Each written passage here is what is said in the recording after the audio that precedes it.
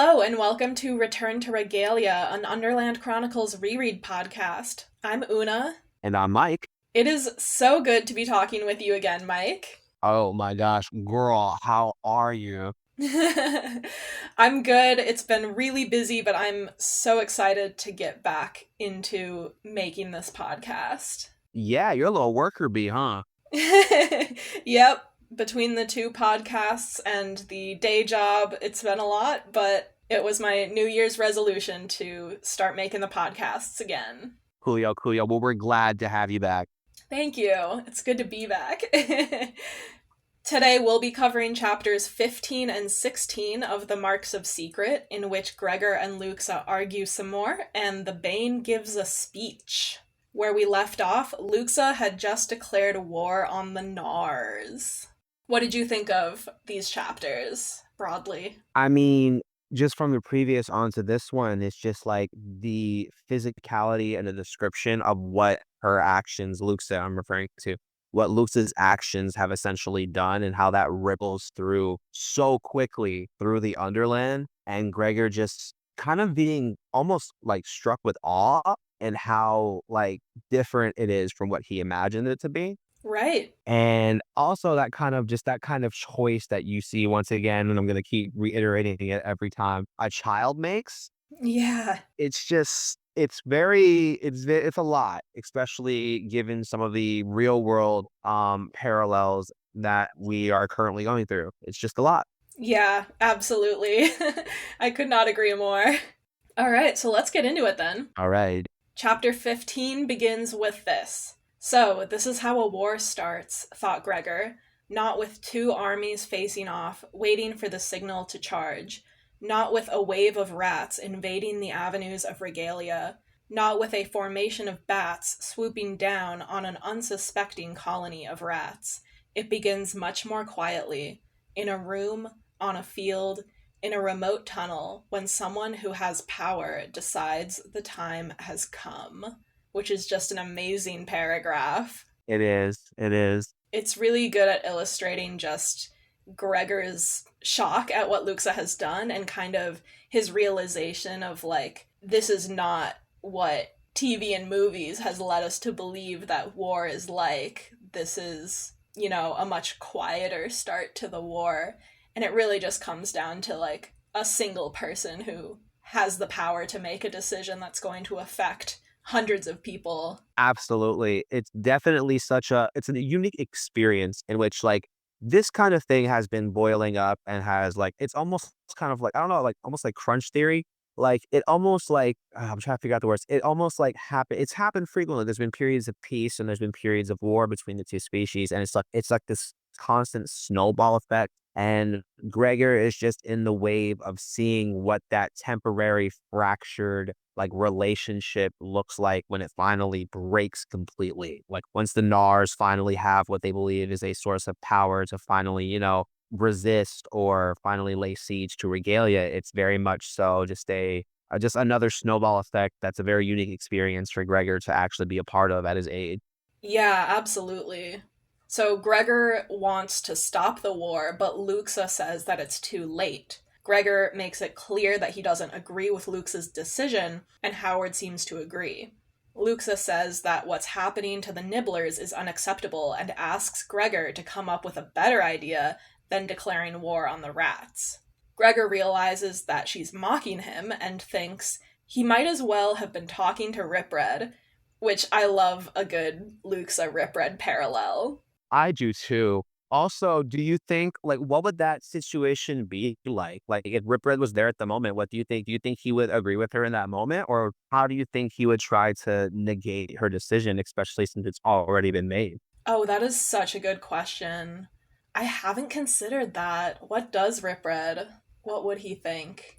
Because like Rip Red, like I'm sure kind of just figures it out by what happens to him like later on or earlier. Like it very much like, hey, like something has gone down and like either he knows immediately what it is or if that like news has gotten to him already, especially with how fast it apparently spreads in the Underland. Right.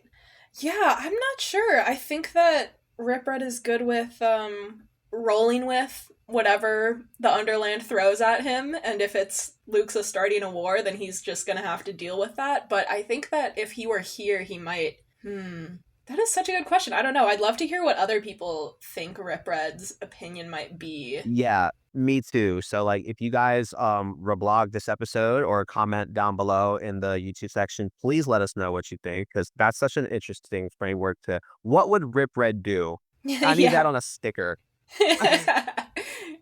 Gregor says, "It was pretty easy starting a war." Luxa replies, "It was not difficult." And Gregor says, "I wonder what it will take to get out of it." Which I love that he's kind of thinking about, like, it was so easy to start this war, and, like, it was too easy to start this war. Like, Luxa just had to say this one thing, and she has enough power to, like, make this decision that's going to, like, affect thousands of creatures in the Underland. And then he's like, but it's gonna take a lot more to get out of this. Like, he's looking at her and being like, how could you make this decision with so little thought? And then she kind of comes back and is like, no, I have thought about this, and this is what is right. And that's so real because like again, like my constant criticism has been like these are children, but I mean it can already be said even by the end of the series is that these kids live through a lifetime in such a short period of time, Mm-hmm. and they are just forced to kind of take on these responsibilities and do these actions that, a lot of adults like probably either couldn't or would make just as rationally or irrationally as Luke's had been. Mm-hmm. So it's a I understand where Gregor's coming from, and I understand where Luke's is coming from. Right. Yeah. I think, as with a lot of their fights that they have in these books, the truth is probably somewhere in between. Like, we can see where Luxa is coming from, like what the rats are doing is unjust and terrible, but then we also totally relate to Gregor being like, but this is just going to cause more death and violence, and this was an overreaction. Yeah. Oh, that's a good word that you use, overreaction, because it kind of draws parallels to the Warhawk that is Solovet. Back with my anti-Solovet agenda. I'm back. Yes. Would you call it an overreaction for Solovet to have done what she had done when she had lost her kid? Like what she has lost, as much as she can claim to not have cared about Hamnet, Mm-hmm. she lost Hamnet. She lost her kids. She lost her twins. Right. So, like, for me, it's like, is it an overreaction for Solovet to have done what she had done? You can still argue, yes. Just like in this situation, you can still argue that, like, it is an overreaction. But at the same time, is it though? Yeah, it's interesting to draw parallels to Solovet because, yeah, Luxa is kind of portrayed as like caught between Solovet and Vicus the same way that Hamnet was. And Solovet represents this side of thinking that is totally like vengeful and vicious, and when your enemies wrong you, you have to, strike back with all this force. And I think the book is definitely like settling more on the Vicus side of things, that like revenge like that is never a good thing. But it is interesting that the book kind of puts forth Luxa in this scene as like, this is where she's coming from. She thinks this is unjust. She thinks this is the only option. Every Solovet needs their Vicus, and I think that's where Gregor comes in. Yeah, actually, you're so right. So Luxa makes a comment about how it doesn't matter to Gregor anyway, since he's going to leave the Underland eventually. Gregor stays up that night trying to think of a solution. He knows the rats won't listen to talk, so maybe force is the only option. Also, the fact that the rats don't have a proper leader right now makes it hard to negotiate with them. Gregor wonders if rats like Lapblood, who are just trying to keep their pups alive, will follow the Bane if he becomes king, although at this point, Gregor doesn't know if the Bane is even still alive. Gregor is also confused about who exactly Luxa just declared war on, every single rat, or just the rats who drove the Nibblers off the cliff. He decides it probably doesn't matter, since no human would take the time to ask a rat for its opinion on the Bane before killing it. Which is so true. Like, regardless of the wrongdoing that certain rats have done, Luxa declaring war on the rats is going to affect a lot of innocent rats as well.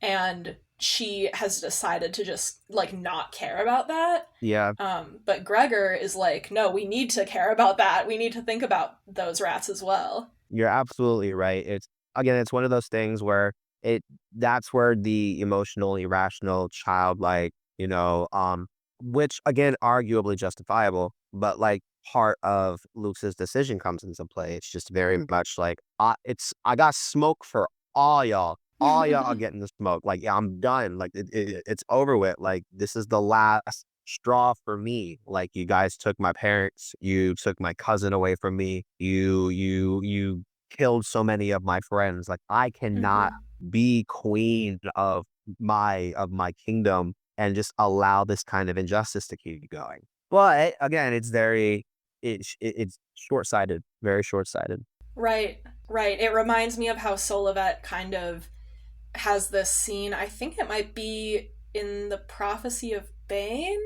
Yeah, when they're having like dinner and Ripred is there and Ripred is saying like, "Oh yeah, Solivet is starving all the rats," and Solivet is like, "Well, the rats should have thought about that before attacking us or whatever." And Gregor kind of thinks like, okay, but there are innocent rats who didn't attack you. That was King Gorger. And Solibet doesn't care. She's blaming an entire species for what's happened. And I think Luxa is also kind of doing that here. Like she's been blinded by her, rage. And her rage is justified, but like the way that she is taking it out on the rats is maybe not. You're definitely right about that. It also alludes to like I haven't seen too much of Game of Thrones, but this reminds me of some Games of Thrones stuff. Like it's very like what's her name? Like Lady Daenerys? I haven't watched it. Yeah, see, it's like it's very much like, all right, like she gets on the dragon and you think she's like, all right, she's the queen lady, she's gonna take care of stuff, and she kind of just does a full scorched earth. It's very much like we don't want a full scorched earth situation, but that just seems to be where like Lucas is low key at it. Mm-hmm. Yeah, definitely. Gregor wishes he could talk to Hamnet, who had tried to explain his pacifism to Luxa before he died fighting anyway.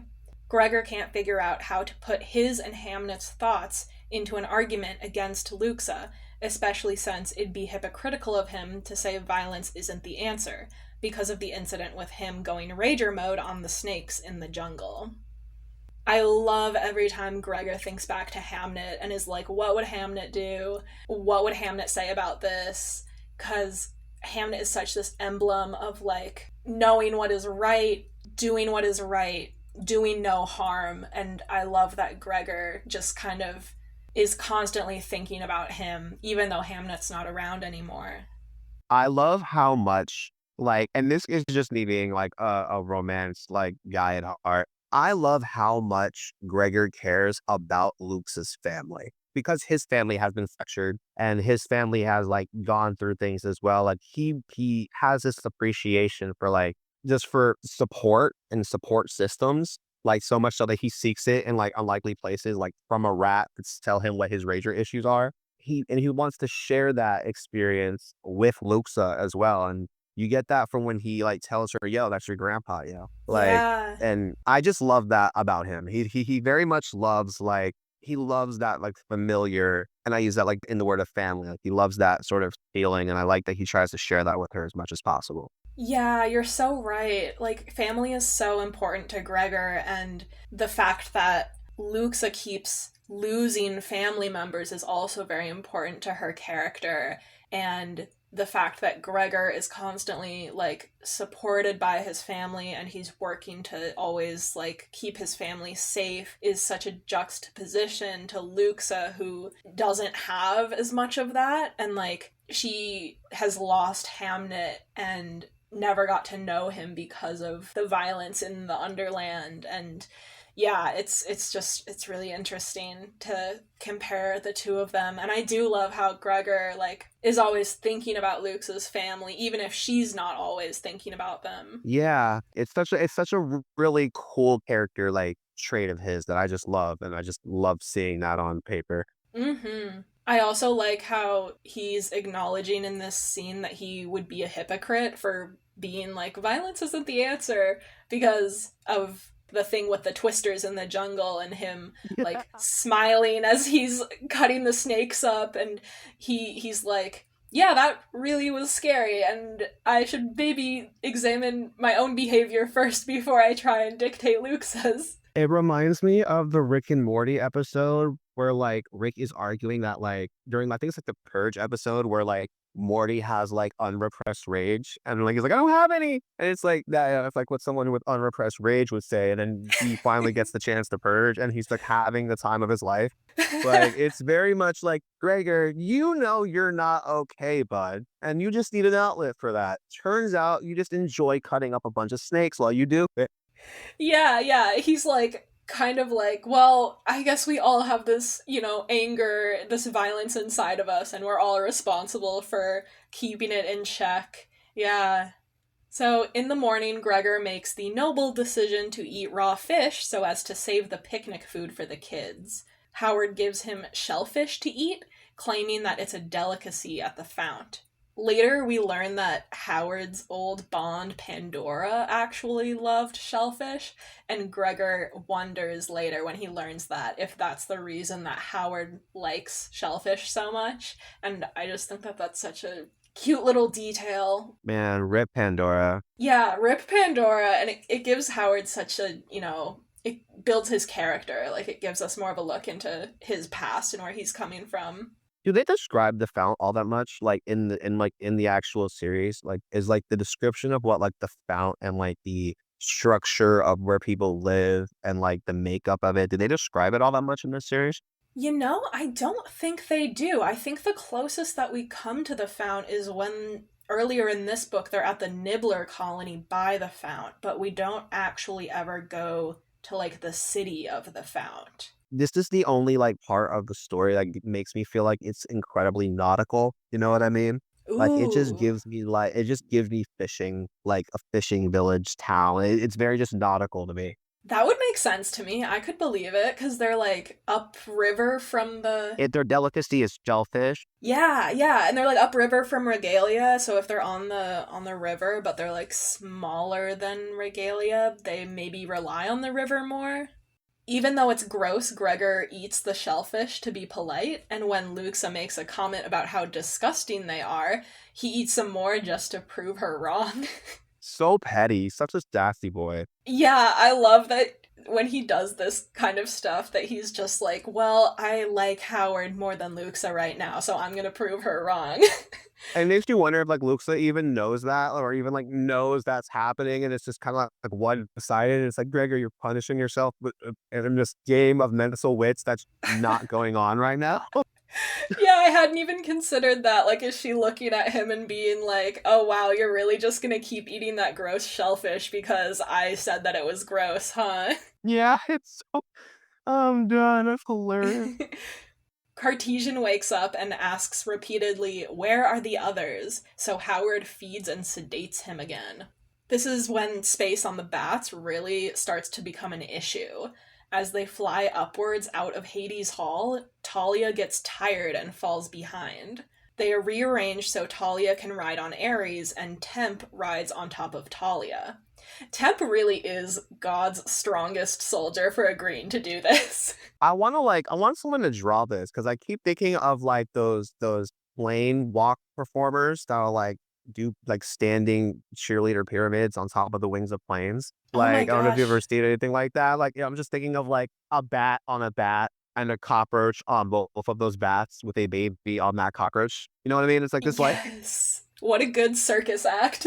yeah, like that sounds hilarious. I need to see what that looks like. Yeah, I do want. I feel like maybe I've seen fan art of this, but I can't remember now. I need like deep fried meme, like shit post version of that. Like they're just horribly drawn, like horribly photoshopped together. Yeah, like an MS Paint version. Need that. Need that. Nike takes Boots in addition to Cartesian and Howard, so that leaves Gregor to join Luxa and Hazard on Aurora. Gregor and Luxa sit with their backs to each other and don't interact. As they fly, Luxa tells Hazard a fairy tale that's basically Little Red Riding Hood, but with a rat instead of a wolf. The paragraph about this story ends with, quote, the moral of the story, never trust a rat. Which just it's so obvious that it's propaganda. Yeah, like how we trying a lovely folk tale and the propaganda. It's like, oh my God, like regalia, we get it. Oh my God. Like it's like, oh, Yeah, so Hazard asks what about the good rats like Lapblood and Ripred?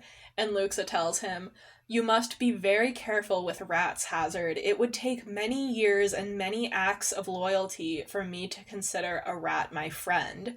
They teach their pups to despise us. Which is so hypocritical, and Gregor points out that the story that she just told is doing the exact same thing. It's teaching human children to be afraid of rats.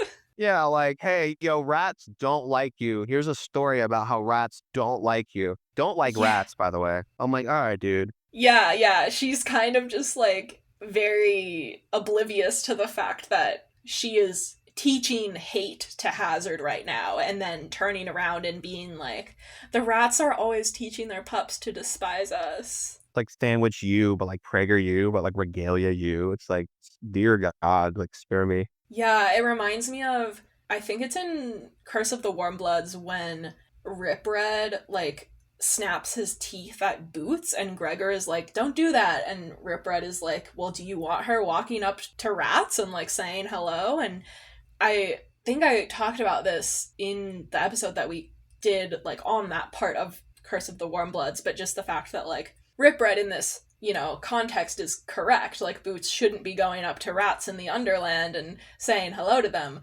But Gregor points out in that like narration, if humans and rats are always teaching their children to fear each other, then nothing's ever gonna change. Right. You're absolutely right about that. It's very it's like a self-fulfilling thing. It's just like this circular logic between the two species. And it's just like at some point, someone here has got to take a chill pill. Yeah, yeah, exactly. It's like this vicious cycle that they keep perpetuating. Especially with all the things that like all the actual tea that Regalia's got cooking up, like knowing that how Regalia was founded and what exactly was done for that territory is we'll get there when we get there, but it's like, come on now, y'all are talking a huge mess for some of the messed up thing that y'all had to do to survive. Yeah, really. Like, it's insanely hypocritical of them to be like, oh, we're so much better than the rats.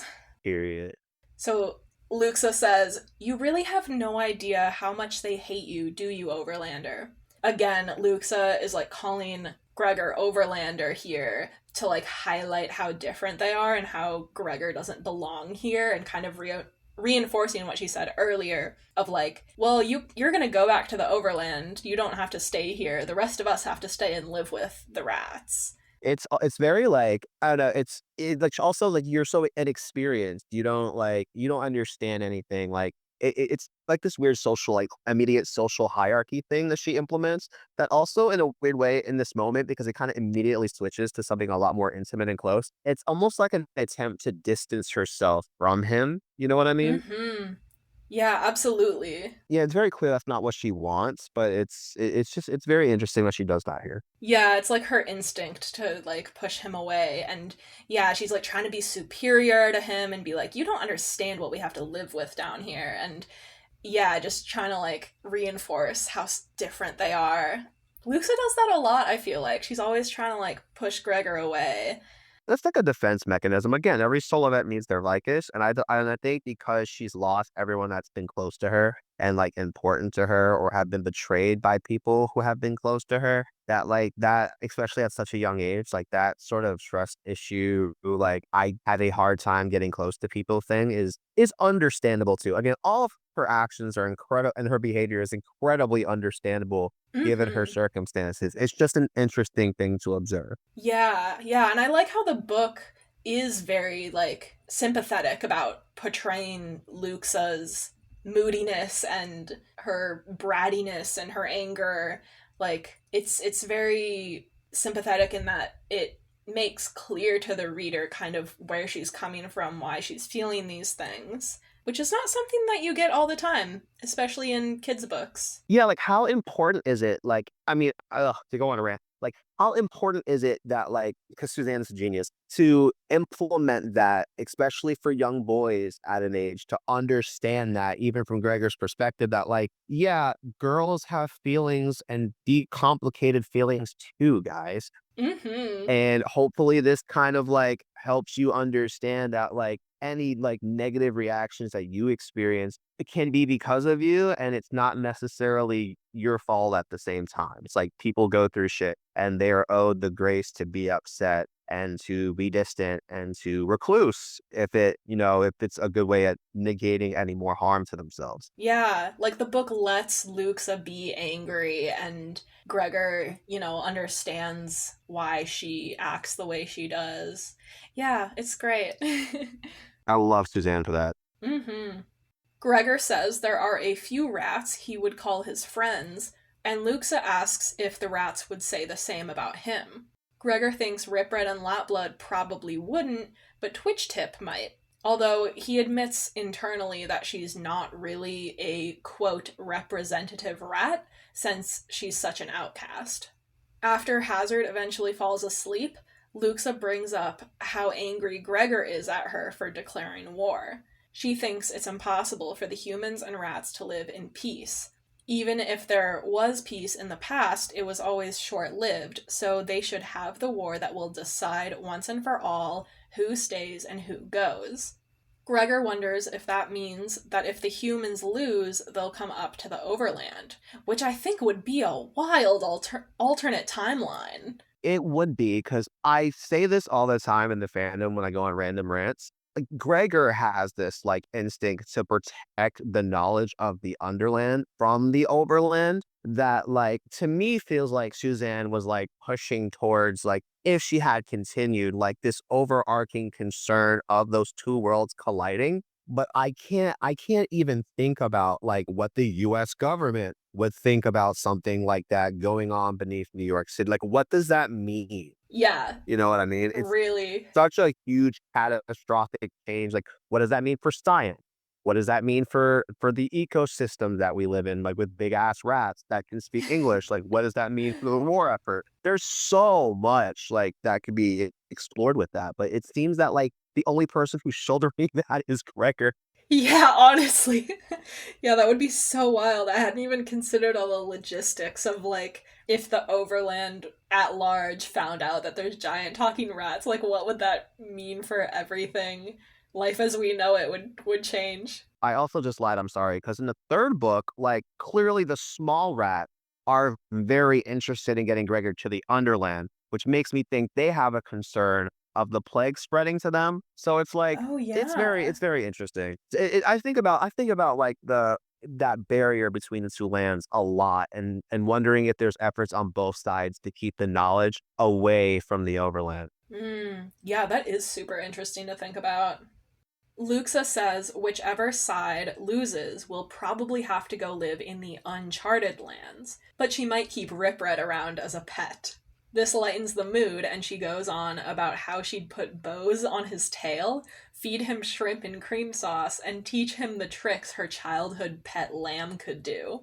Side note, I need to know more about this pet lamb. Like, Oh man. what was its name? How long did Luxa have it? What happened to it? Why not any dog? Like I love the concept of a pet lamb. Did it have eyes? Oh, Like could it see? Like that is such a good question.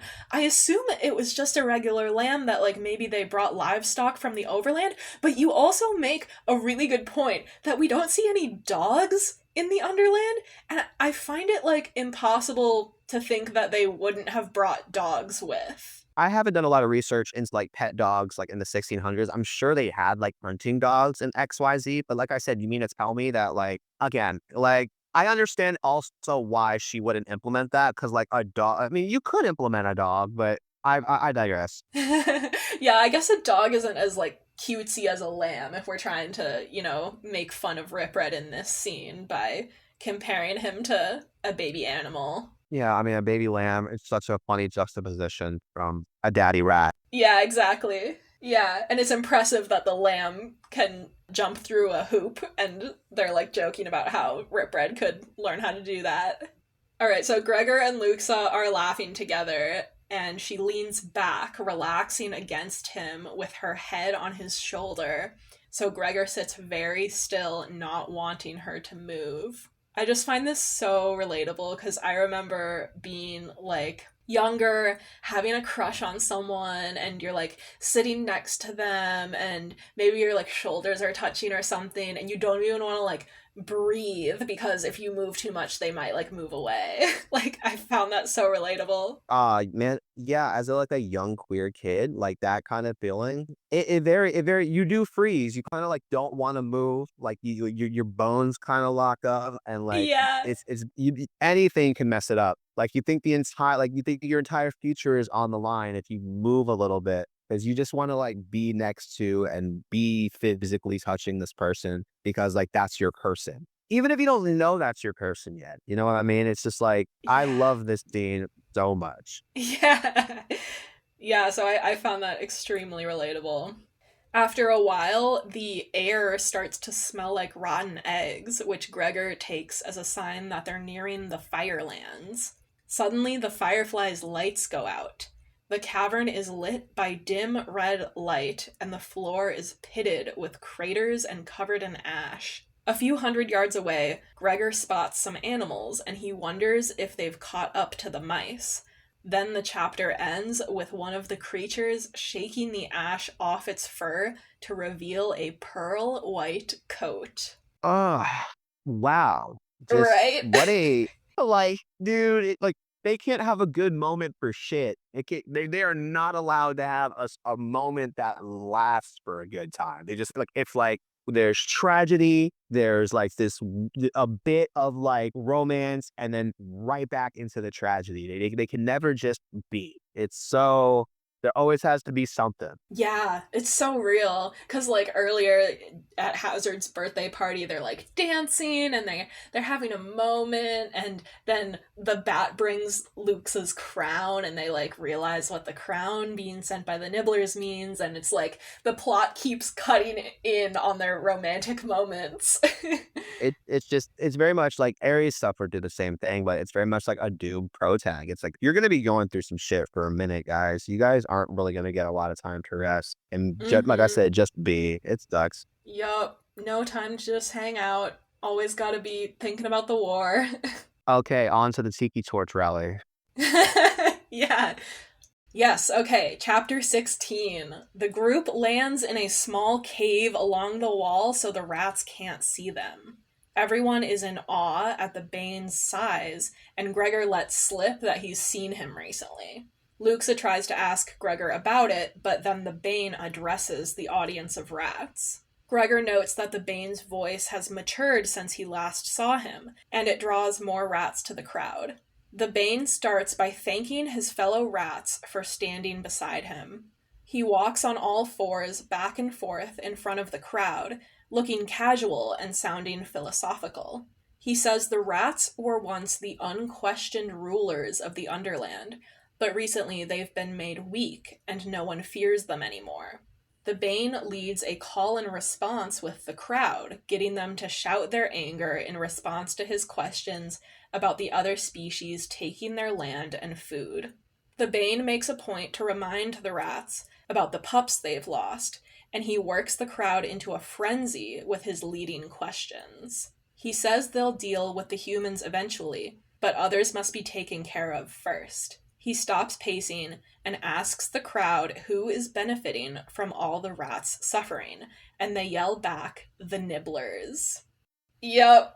Uh, I could go on and on about this speech, but like again, my favorite thing is reading the speech like Trump, like my fellow Nars, we have never been liked. We've never been liked, but we were always feared. And so Oh Gorjada, my god. who was responsible? Who has been relishing at our suffering? And everyone's like, don't they go? Just it makes me laugh, but it's like it's so eerie. Yeah, literally. It's just so eerie, like, how not only how quickly the Bane has gotten this much of a following and this much, like, charisma in such a short time, knowing what we know that he's a whiny piss baby, Yeah. but, like, it's so interesting how quickly they like, I believe it's Twirl Tongue, was that the rat's name? Twirl Tongue Yes. was able to, like, build Pearl Held up this way, even just for Right. aesthetic purposes, even though if he's truly actualized himself yet, or if he's just kind of like hype off his own gas. You feel me? Yeah, yeah. No, the way that you were reading it in Trump's voice was honestly like kind of chilling. Like, yes, it's funny, but also it's really not. It's really not, but like it is, you know? It's Yeah, like, my God. yeah, yeah. It's a little bit too real. Like, the scene reads a certain type of way in, the times we're living in. It very much does, and just with I mean, even some of the tactics used during this war and the things that are done, like, in events Right. that are up and coming, it's just very, like it's just well written, Suzanne. Very well done. That's why we can use a movie any day now. Yes. Yeah, really. This scene is so cinematic to me. I can picture it perfectly. And it's like just the rhetoric that he uses, like you said, the tactics of how he speaks and how he gets the crowd to respond to him is such a lesson in manipulation and yeah, just I wonder what speeches Suzanne Collins studied to like base the Bane speech off of. I feel like she must have had to like listen to speeches like this from, fascist leaders. Yeah. So the Bane breaks up his dramatics with a hint of humor, saying, "My father used to joke that the only good nibbler he ever saw was a dead nibbler." The audience laughs, but the Bane goes on to say, "Maybe if he had used his time acting instead of joking, we would not be here today." Which I think is such a, I don't know, it's just a good little speech writing thing of like he's saying all this intense stuff, he's working people into a frenzy, and then he kind of like slips in some humor just to like keep it relatable, and then he goes back to like, well, maybe if he had used his time acting instead of joking, and everyone gets serious again. That's a great way to read this. It also reads like a mix of very ghostwritey for me. Like this is another line that feels like it was written by somebody who knew Propel's father, because like I don't Mm-hmm. think Propel really did. You know what I mean? Like Yeah, that's a good question. Like, did he actually hear his dad say this, or is this like made up, or did someone else hear? What's the dad's name? Snare? yeah, it sounds like a mix of like resentment for his father not being there and a mix of someone else like being like here like yo, this is who your dad was. You know? Mm-hmm. Like he also could have got that from Rip Red. Like, Rip Red could have probably said something about Snare, like, hey, your dad spent Oh, you know what I mean? Like there like even as an insult to him, you know what I mean? yeah, that's actually so true. Your dad wasn't about shit, actually. He was kinda just a joker, a talker, and never a doer type beat. So Mm-hmm. it could really have come from anywhere. It's a very nurture situation. Yeah, that's interesting to think about. I hadn't even considered the fact that like the Bane, maybe got this from someone else, or it's maybe entirely made up. Because 'Cause I'm just reading this, like, what do you know about your father to even say that? Yeah, yeah, that is an interesting question. The Bane claims that no nibblers have died from the plague, which I'm pretty sure isn't true, but I actually don't think that we see any nibblers with the plague in the books. Yeah, I don't remember them mentioning it all that much. I mean, I'm pretty sure that, like, obviously, because the Nibblers are, like, disproportionately affected by everything that goes on around them, like, they were also really negatively affected just by proportions. Right. That would make sense. Yeah. Yeah, I would think it's probably impossible that no nibblers died from the plague. Like, they're warm bloods, they would have gotten the curse of the warm bloods. But it is true, I guess. We haven't actually seen any nibblers with the plague in the books. But that being said, when they found Luxa had been with the Nibblers in the jungle, and I don't think she mentioned of any one of them catching the plague. Yeah, yeah. Lusa didn't even know that the plague was, like, happening when they told her about it in that book. That's interesting. Hmm. Yeah. But I'm pretty sure that the Bane is just like making this up. Like this is just Yeah, that's just propaganda. straight up cap. Let's cap. Yeah. So the Bane says that the Nibblers created the plague themselves, even though we know that it was Solovet and Naviv who did that. Girl. Oh my god. They created I'm not even gonna repeat it, but you already know what I wanna they created the virus. Like it's oh my god.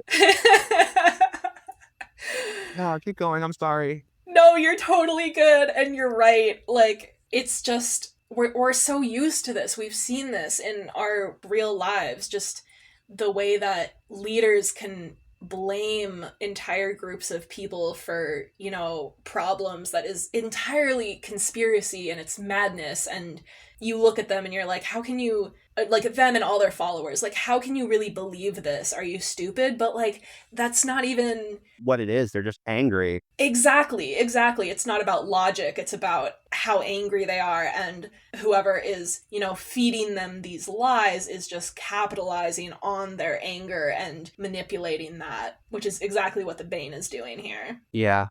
The rats are ready to believe this conspiracy theory because they already hate the mice, and the Bane says it's time to drive them to, quote, a place that allows no return. The Bane tells the rats, when you start to falter, find the hatred inside of you and draw power from it. This harkens back to something that Gregor thinks about in the first book when he meets Ripred. The narration says, Gregor felt a kind of power surging through him when he thought of how much he hated the rats. This is like a recurring theme, I feel like, in the books of like, hatred can give you this power, and the reason that it's so easy to reach for hatred and violence is because there's a kind of satisfaction in it, and like we need to resist the pull of that. So it's interesting that the Bane is like saying the opposite here of like, you find that hatred and let it fuel you. It's very much giving an Organization 13 meeting. What is that? Oh my God, Kingdom Hearts, but I can't go on a rant about it. Like, oh, we'll be here forever. Oh, we'll be here forever. It's very much like use your power of the darkness. It's easier to use the darkness than it is to be like a power of light, but it's like, obviously using the darkness is bad. I've heard a lot about Kingdom Hearts. I haven't actually played it myself. Maybe there's a weird, I'm gonna say there is a tiny overlap of Underland Chronicles fans and Kingdom Hearts fans. I think there's some similarities between the two series as well. Like that I noticed as a fan of both. I would love to, read someone break that down for me. You will be here forever. The Bane finishes his speech, and Gregor realizes that Twirltongue has been coaching the Bane on what to say to convince the rats to follow him.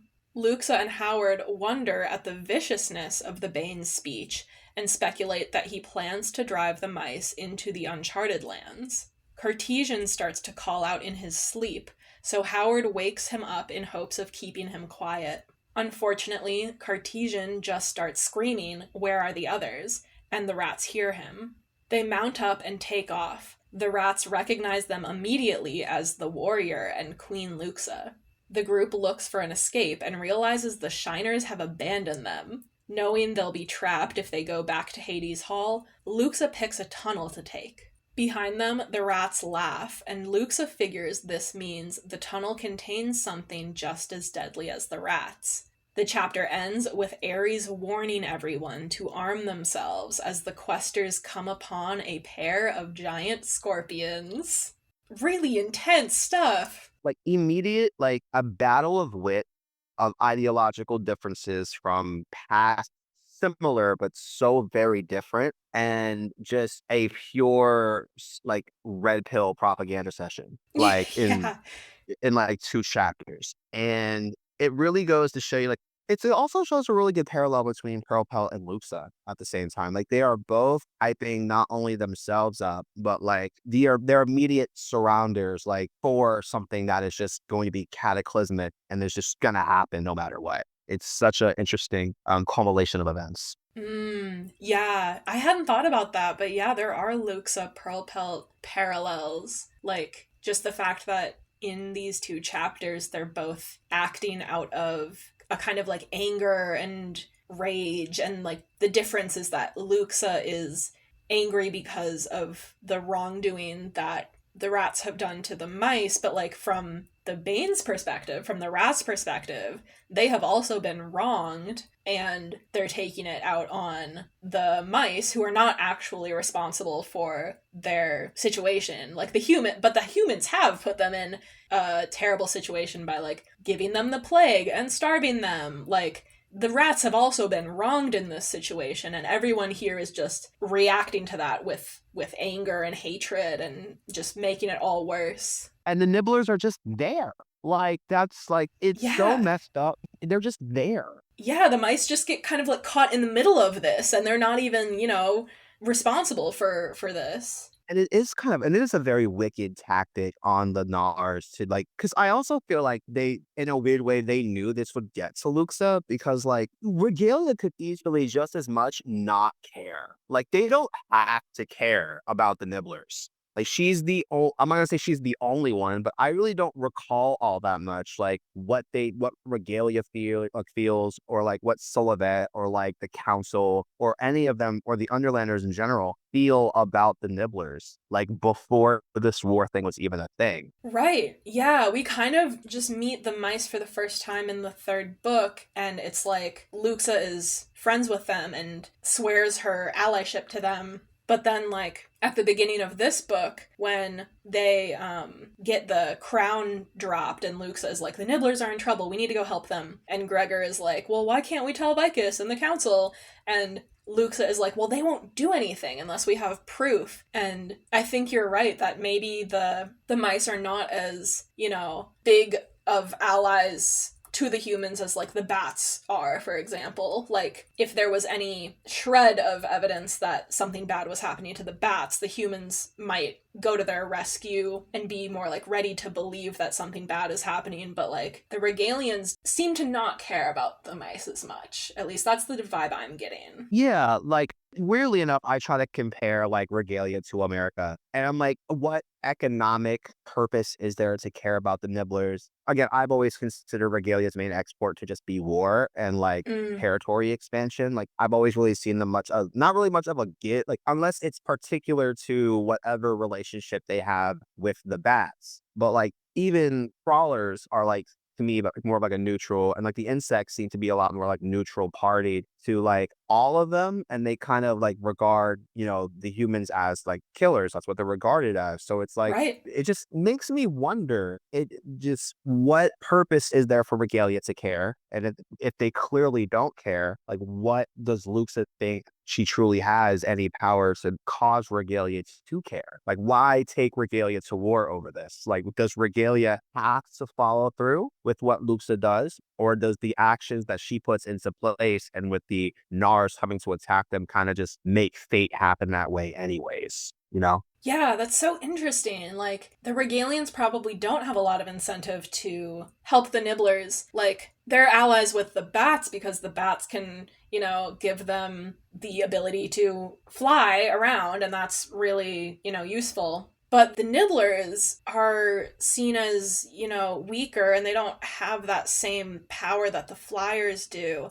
And I think that's part of why Luxa declares war in the way that she does. Like, I think she tells this to Gregor at some point. Like, she is purposefully forcing the humans to send a army after her. Because I think at the beginning of this set of chapters, she says something like, it's ironic that I couldn't start this war while I was in Regalia, but here in Hades Hall I can start it. And that's kind of like how she's like forcing the Regalians' hand by doing it this way, by declaring war in this place where all of these different creatures in Hades Hall are gonna like spread the word, and by the time the humans hear about it, it's gonna be beyond their control. So Luxa is kind of being like she's a schemer. She's like scheming to get the humans to do what she wants. Well, I mean, she even says it, right? Like she even says, like, I couldn't do this in Regalia, but I can do Right. this away from, which to me spells unstable government, which is always also been my theory from the get-go, is that this government is not stable. Well, I mean, it's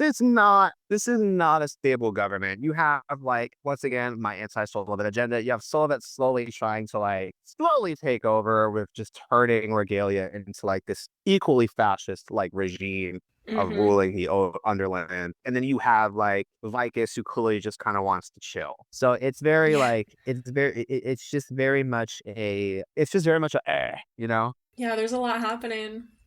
Was there anything in these two chapters that you had that we didn't get to? Um just I'm excited for where this leads. There's going to be a moment that is illustrated very well. So I want to give a shout out to that illustrator real quick, Shrike or Shriek. There's going to be a moment coming up, or I think it's already happened. I'm not 100% sure. It's been I had to reread these chapters only, but I want to give a shout out to that Tumblr artist for illustrating one of my favorite moments in this book. I think it's going to happen. It just hasn't happened yet. But we are also in the midst of something that is going to be even more tense than just what we experienced. And just things are getting so real right now. Yeah, absolutely. Yeah, you're gonna have to send me that art so I can reblog it on Tumblr. Period. Speaking of Tumblr, yeah, I just want to give a shout out to the Set in Stone team on Tumblr. They are a Underland Chronicles sort of online magazine blog project by Tumblr user Deliver the Light, aka Iridium. Just gathering and accumulating some awesome, well-known Tumblr artists and some fic writers, just to create an awesome appreciation project for the Underland Chronicles. Just be looking out for that, and hopefully you guys will be around to check that out. Yeah, absolutely. I will be sure to reblog something about the Set in Stone zine to the Return to Regalia Tumblr, so everyone can go see it when it's done later this year. I'm really excited for that. Also, if you guys haven't checked it out, check the Foxhole podcast. I've just actually started reading this book because of your guys' blog. And Oh my wow, gosh! yeah, what an interesting series this is. It begets a webtoon for sure. I would definitely, if there was like an actual like animated like comic version of this, I'd be even more engaged than I already am. It just begets that. Just well done, well picked series by you guys as well. I just enjoy listening to you guys talk about literally anything. So Wow. Thank you so much. That is making me smile so big right now. Yeah, we're having a lot of fun on the Foxhole Cast, the podcast that Nate and I do about the All for the Game series by Nora Sakovich. That one is not for kids, but it is a very fun, silly book series with a lot going on. So if you want to hear me and Nate talk about another book series, then that's the one. and just follow me if you guys like music. Follow me on Instagram or SoundCloud or Spotify, just The Ray. If you guys like pop music and queer themed music, you guys can check that out as well. Yeah, perfect. Well, thank you so much for joining me, Mike. Oh, you're so very welcome. It's always good to hear from you again. Yeah, you too. The next episode of Return to Regalia will cover chapters 17 and 18. Find us on Tumblr, Instagram, and YouTube at Return to Regalia, all one word. Thank you for listening, and until next time, fly you high. Fly you high.